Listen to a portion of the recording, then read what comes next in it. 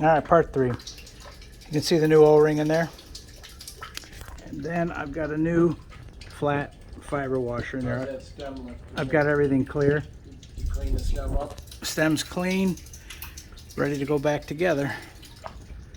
It goes on there like so. That O-ring, like so.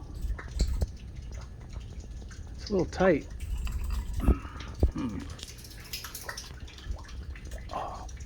Tight going on? Yeah, but that would be good. That's good. On, right? Yeah. There it is. O-ring's grippy, everything's clean. Now the trick is getting this. Don't be getting your brass slivers in there in your damn hand. I hate when I do that.